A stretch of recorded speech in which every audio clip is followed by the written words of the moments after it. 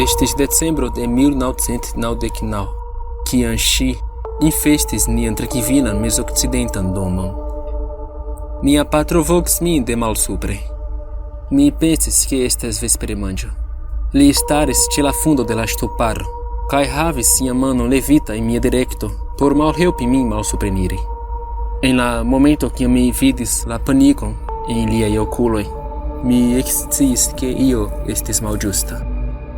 Mi volas ke vi aŭskultu min tre atente. Mia koro ekrapidiĝis dum li daŭrigis. Estas tre grave ke vi daŭre rigardas min. Vi rimarkos iun en nia domo, sed vi devas ignori ŝin kiel eble plej multe. Mi preskaŭ komencis ridi. Mia 12-jaraĝa menso provis kompreni kion li celas, pensante ke tio estas ia ŝerco.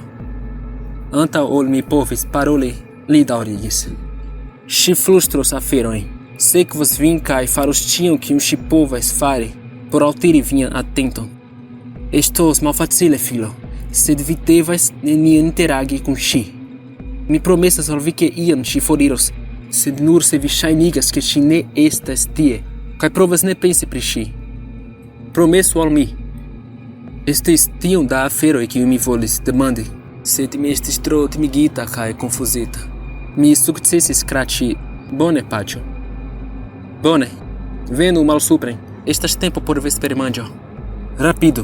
Mi igis ŝin pli forta nur rakontante al vi, sed mi devis.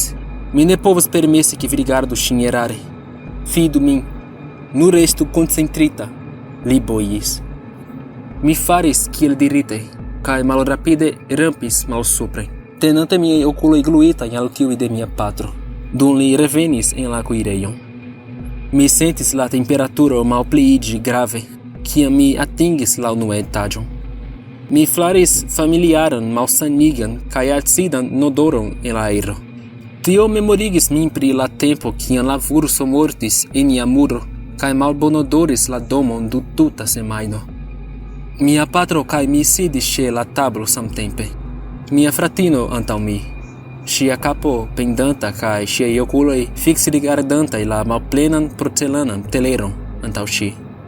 Mia patrino eltiris kaserolon el la forno. Ŝiaj okuloj estis ŝvelintaj kaj makulitaj de larmoj. Mi konservis mian fokuson sur mia familio, sed el angulo de mia okulo mi povis vidi neklaran malordon de malhela malbrila hararo kaj malsanecan grizan haŭton. Ne estis energio en la kuirejo. La varmo kaj la ridado, kiuj kutime akompanis niajn manĝojn, estis elĉerpitaj. Mia fratino kaptis mian genuon de sub la tablo kaj flustris: "Ĉu ankaŭ vi povas vidi ŝin?" Mi kapjesis. "Silentu!" Mia patro sibilis. La virino antaŭeniris per siaj malsekaj knarantaj paŝoj. La odoro estis naŭza. Ŝi rampis al la tablo, haltante rekte malantaŭ mia fratino, nur centimetrojn for, kaj apogis sian kadukan manon sur ŝian ŝultron. Mia fratino ektiris pro timo kaj rigardis min. Mi tuj rigardis malsupren. Mia patrino servis nian vespermanĝon, farante sian eblon por ŝajnigi kvazaŭ ĉio estis en ordo.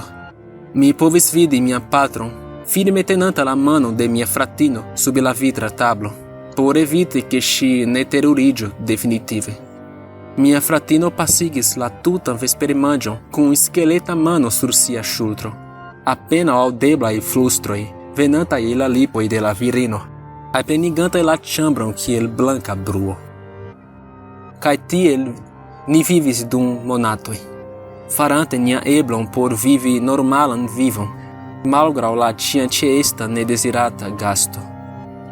Eĉ kiam ni eliris el la domo, ŝi iel povis sekvi nin. Kiam ni kvare estis en la aŭto, ŝi povis esti vidita en la retrospegulo aŭ staranta ĉe la vojo. Niaj gepatroj lasis neniun viziti, kaj neniam lasis ni resti ĉe amikoj dum tiuj inferaj monatoj. Ni povis flustri unu al la alia, kiam nepre necesis diskuti pri la temo, se ŝi ne estis tro proksima. Mia patro igis nin promesi neniam diri aŭ iun ajn. Tio estas la sola maniero que varanteni ŝin, la parazito de atento. Ni konkludis ke ŝi infektis unuopan domanaron samtempe, ne kaplabante esti vidita de iu ajn ekster la domo, krom se ties menso estis makulita per scio pri ŝia ekzisto. Mi eksciis kelkajn jarojn poste, ke mia patro estis la kialo de ŝia alveno. Lia fratino, ree en la 70 jaroj, estis infektita de alia, kaj tio sekvis mia onklino en lian domo. En 1999, pro kian ajn kialo, mia patro ne povis eltiri ŝin el sia menso. Siavice, li revenigis ŝin en sian vivon, kaj en la nian. Ni plenumis la promeson konservi ŝin sekreto de aliaj, kaj tio estis la plej malfacila afero kiun ni iam faris. Ni ĉiuj provis forlasi la domon kiel grupo, sed ŝi sekvis. Ni ne povis deŝiri nian familion. Estis plej malfacile por mia patrino, kiu restis sola kun ŝi, do ni estas en lernejo kaj mia patro en laboro. Ĉio ŝanĝiĝis la tagon kiam mia patrino rompis. Estis neĝa februara nokto. Ni estis finintaj la vespermanĝon, kaj mia patrino decidis enlitiĝi frue. Ŝi estis sidanta sur lia lito, farante sin preskaŭ neeble ignorebla. Mia patrino ne plu eltenis. Mi aŭdis ŝin krii en la domĉambro, postulante ke ŝi lasu nin solaj. Mia patro rapidis supren por provi haltigi ŝin. Tio estis la lasta fojo en kiu mi vidis mian patrino. Sango flako sur la blanka tapiŝo estis ĉio kio restis de ŝi. La virino ankoraŭ estis tie, sed mia patrino malaperis. En la sekvaj semajnoj, ŝi flustradis al mi. Ŝi diris al mi ke mi povus revidi mia patrino, ke ĉio kio mi bezonis fari estis rigardi en ŝiajn okulojn, kaj demandi kiel. Mi neniam demandis. La kialo ke mi rakontas al vi estas ĉar mi volas ke vi pensu pri ŝi.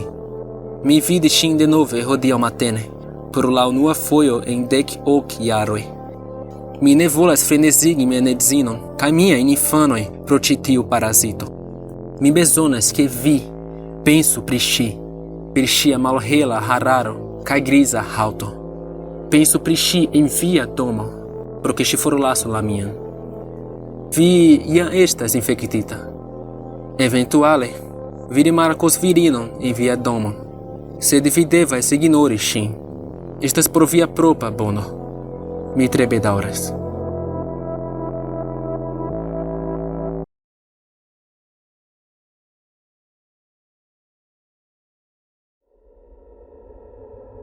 Saluton, mi estas Erikso. Ve, kia malbona novaĵo al vi, ĉu? Vi ĵus estis infektita, kaj estos vidonta tiun virinon en via domo. Kaj kiu scias kiam ŝi foriros de tie? Sed tamen estas afero kiun la ulo de la rakonto ne diris al vi. Fakte li eĉ ne sciis tion. Li parolis pri nur unu maniero forigi ĉi virinon, sed efektive estas du. Tio estas ne necesas ke vi forigu la virinon transdonante la malbeno al iu alia. La dua maniero permesas ke ĉiuj estu feliĉaj kaj estas multe pli facila. Ĝi nur havas unu paŝon. Vi nur bezonas fariĝi subtenanto de la kanalo. Ĉi tio sendube estas pli bona ol la unua vojo. Aldone al tio ke vi ne nur ne plu estos hontata, vi ankaŭ ricevos multe da ekskluziva enhavo, videbla nure por subtenantoj. Ni parolas pri pli ol 100 afiŝoj, pri malantaŭ la kulisoj, sekretaj filmetoj, kiujn vi povas havi aliron. Nur alklaku la ligilon kiun mi lasos en la priskribo, kaj fariĝu subtenanto. Mi kalkulas je vi. Jen ĉio, ĝis poste.